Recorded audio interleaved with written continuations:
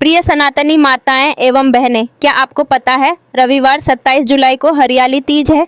सावन मास शुक्ल पक्ष के तृतीया तिथि को हरियाली तीज क्यों मनाया जाता है, इसका क्या महत्व है। तो आइए जानते हैं इस त्योहार के बारे में विस्तार से। हरियाली तीज के दिन महिलाएं अपने पति की लंबी उम्र के लिए शिव पार्वती की विशेष पूजन करती हैं। यह त्योहार मुख्य रूप से उत्तर भारत में मनाया जाता है। इस दिन महिलाएं निर्जला व्रत रखती हैं। इस व्रत को करवा चौथ से भी कठिन व्रत बताया जाता है। इस दिन महिलाएं पूरा दिन बिना भोजन जल के दिन व्यतीत करती हैं तथा दूसरे दिन सुबह स्नान और पूजा के बाद व्रत पूरा करके भोजन ग्रहण करती हैं। इसी वजह से इस व्रत को करवा चौथ से भी कठिन माना जाता है।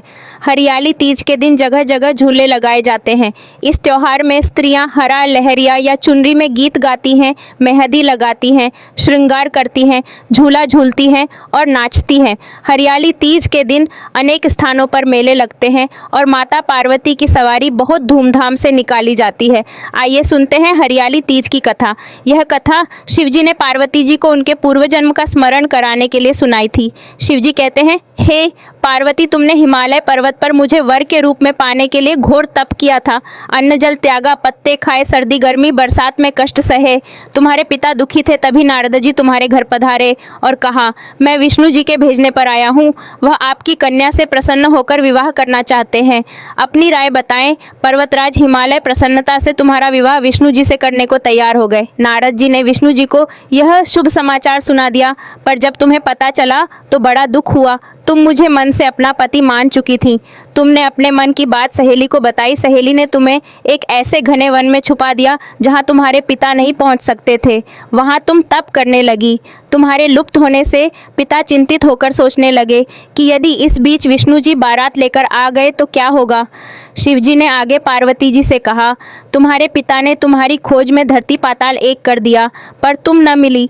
तुम गुफा में रेत से शिवलिंग बनाकर मेरी आराधना में लीन थी। तब प्रसन्न होकर मैंने मनोकामना पूरी करने का वचन दिया। तुम्हारे पिता खोजते हुए गुफा तक पहुंचे गए। तुमने बताया कि मैंने अधिकांश जीवन शिवजी को पति रूप में पाने के लिए तपस्या की है। आज मेरा तप सफल रहा। शिवजी ने मेरा वरण कर लिया है। पिताजी, मैं आपके साथ एक ही शर्त पर घर चलूंगी, यदि आप मेरा विवाह शिवजी से करने का वचन देते हैं। पर्वतराज मान गए। बाद में विधि विधान के साथ हमारा विवाह हुआ था।